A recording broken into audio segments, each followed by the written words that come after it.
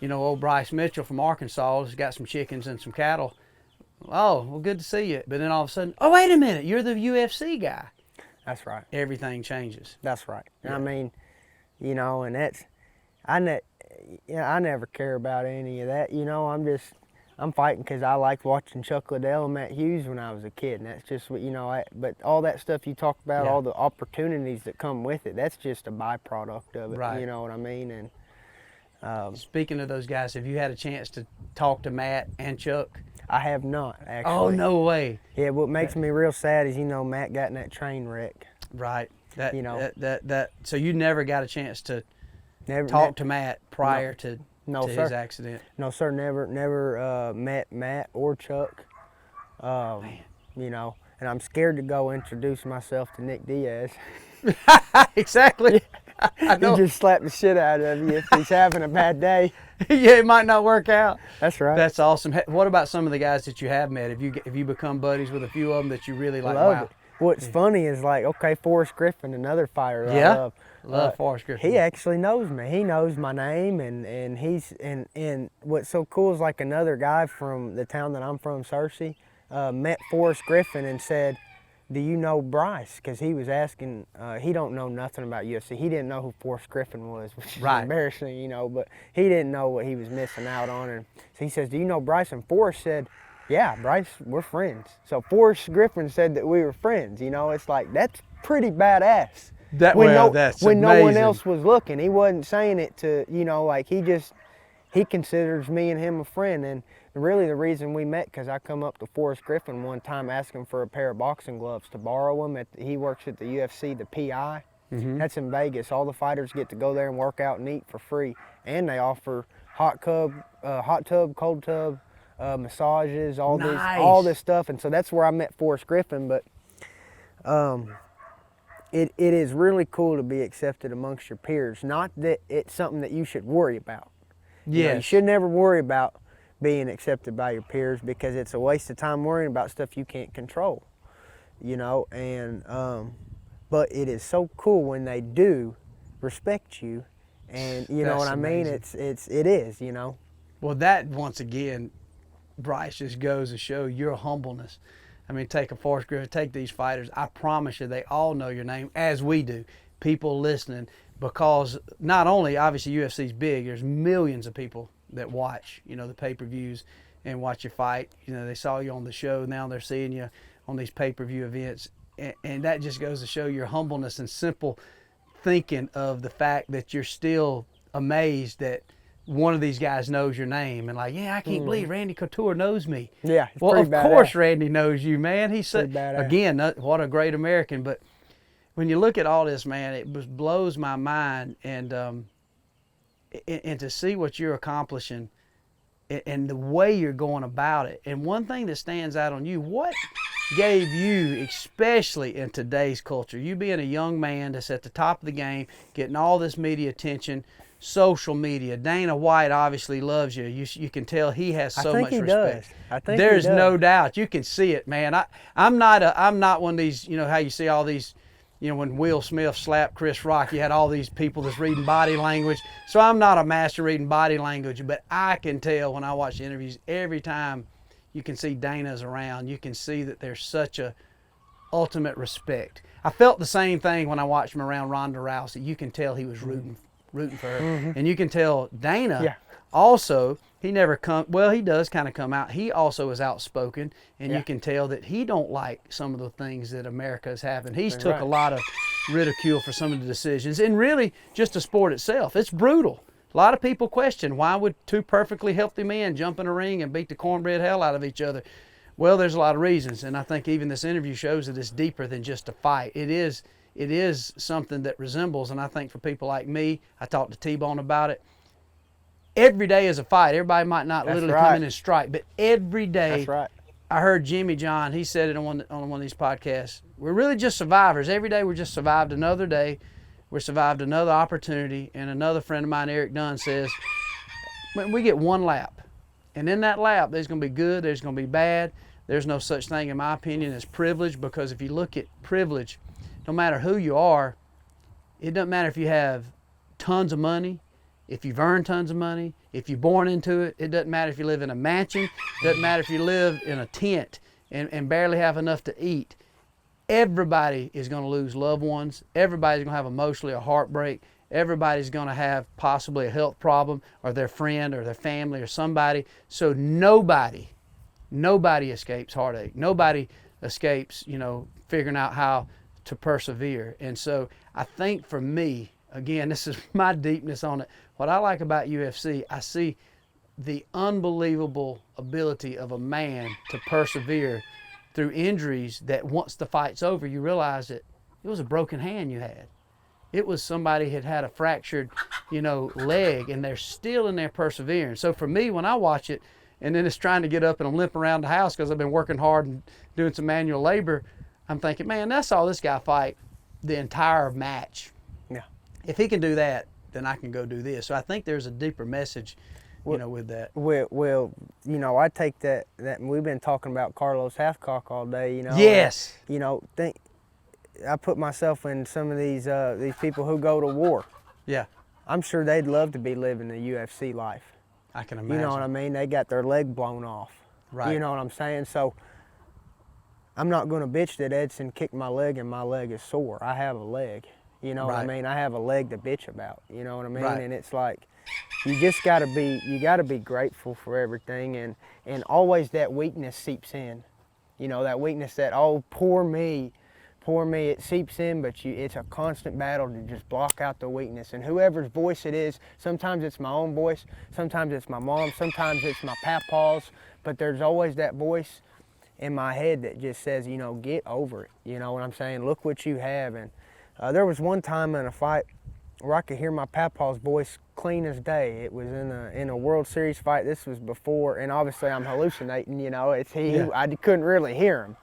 But I heard his voice, and I remember I was on the cage, and I was thinking, this guy just hit me hard. I was fighting a real fast striker, and his hands was so fast it was hard to actually see what he was hitting me with and get out of the way. I mean, when he hit me, it was just so fast, Just a true rope-a-dope, like. Yes. Fast. He was fast, and I finally got in on a takedown on him, and I'm sitting there, and I couldn't finish the takedown on the first go around, and I remember pressing into him, thinking, my God, my arms are tired. Like he hit you. Yes, I said that to myself. I kind of hit that moment where just a split second, I thought, my arms was tired, and then I thought, then another voice came in my head, and it said, well, he's tired too. And then my papa's voice, I heard it clear as day. It says, you live here. That's what it said. Are you serious? I was in on that takedown, and my papa's voice said, you live here. And my papa wouldn't ever really say that to me, but in my head he did. You heard him say it. He told me, you live in these positions. You're not about to die right here. This is what you're used to. This is what you've trained every day for. Wow. And I pulled that takedown out of, and I won that fight. But just whatever that voice in your head is, whatever you draw inspiration from, you got to constantly be blocking out all the weakness, and the family, God, and passion. It's got to override all that weakness, and it will, as long as you're focused. As long as you're focused, everything you love will outweigh all the bullshit and the selfishness that your body is trying to tell you to quit. You're tempted to stop and say, oh, well, my arms are tired.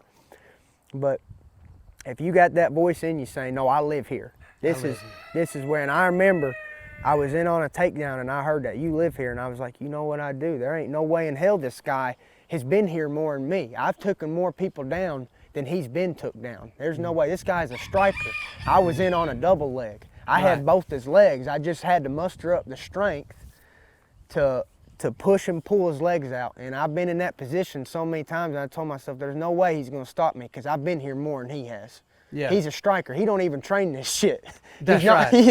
He trains to punch people. This is where I live. I live to do this. And that voice, helped me in that one moment. And everything's like that. Where, like you said, where you don't want to get up out of bed that day, but there's that voice telling you, okay, I've got to. And what's so funny about that is, like, I'll get that voice all the time telling me, because I'll take like an afternoon nap, And when I wake up, I don't want to go to the gym, but I'll take a nap before I go to the gym so I have a little bit more energy. And then when I wake up from that nap, there's a lot of days, almost every time, I say, man, because I've got to drive an hour there and an hour back. So that's 2 hours of driving. I'm tired, and I'll get that voice that says, man, it'd be so cool to just sit here tonight and just maybe go out in the shop, tinker on something and just not have the stress of the training. But when I actually talk myself into getting up, going to the gym, I have never, ever left that gym and said, I wish I'd have stayed home today. Ever, wow. Ever. You know what I mean? And even on injuries, even days where I've got injured, because that's how you learn from those injuries, you know what I mean? And so the hard work, it always pays off, even if you got that voice. That's normal to have the voice telling you, I don't want to do this. I want to sit in bed today. I want to sleep in extra. I want to stay on the farm.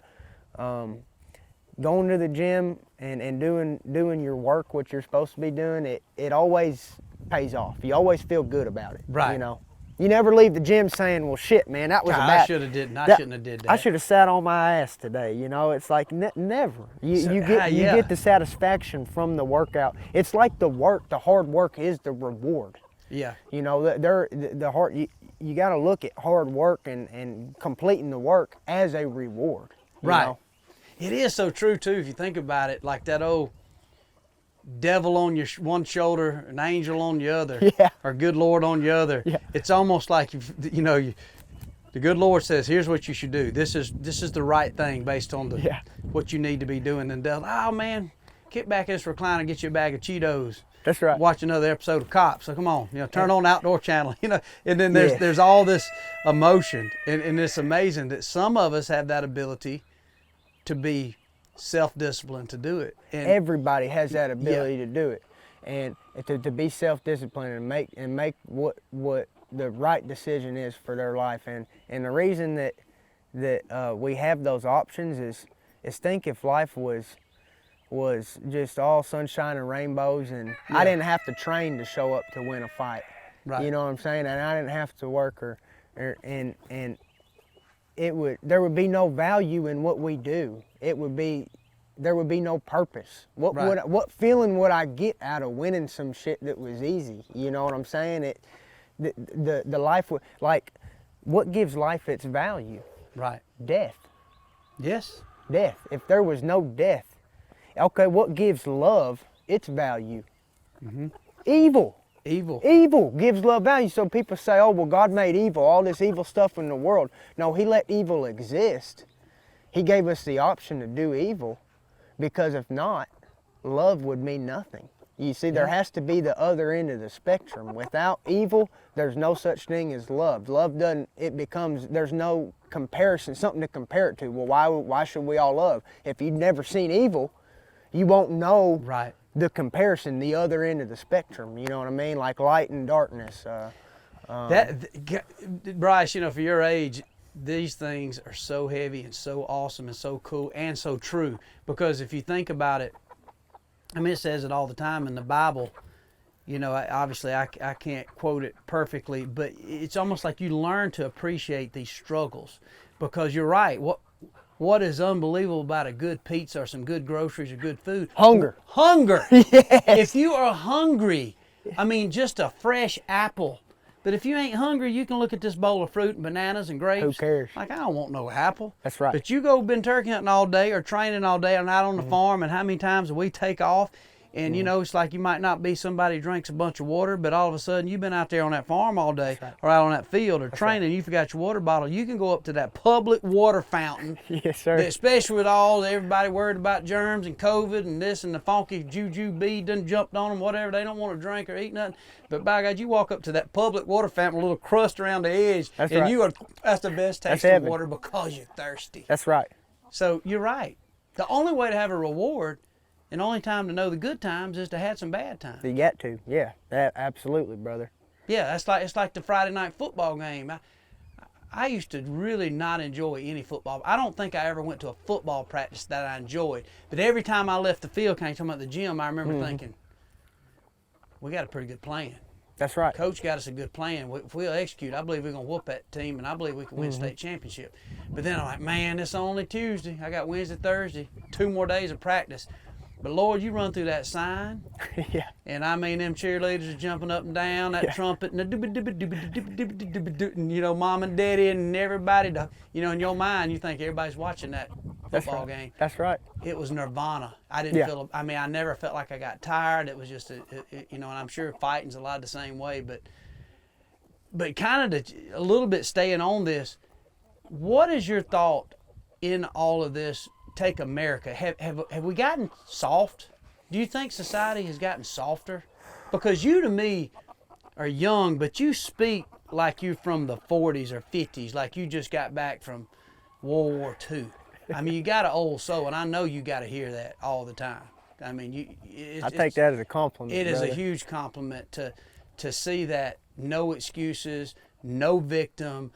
It's tough, but it ain't that bad. You know, that was something I heard my papa, you know, he was around during World War II, and I remember, I don't care. I mean, Lord have mercy, lightning could strike and set the house on fire, and you know, and women are running, and children are crying, and men are on their knees begging for God. I remember my papa, he'd always chew a little, you know, tobacco.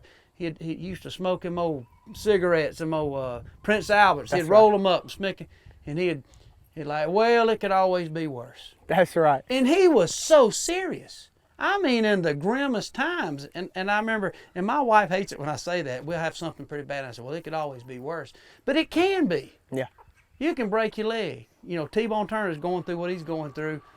Lost his leg, battling, you know, cancer. And T-Bone's like, man, you know, I'm smiling. It could be worse. I'm here. You either have that or you don't. But those that don't, how do you get them to get it, Bryce? I mean, are we lacking in that department, you think? I think the answer is truly spiritual. I mean, I really do. I think that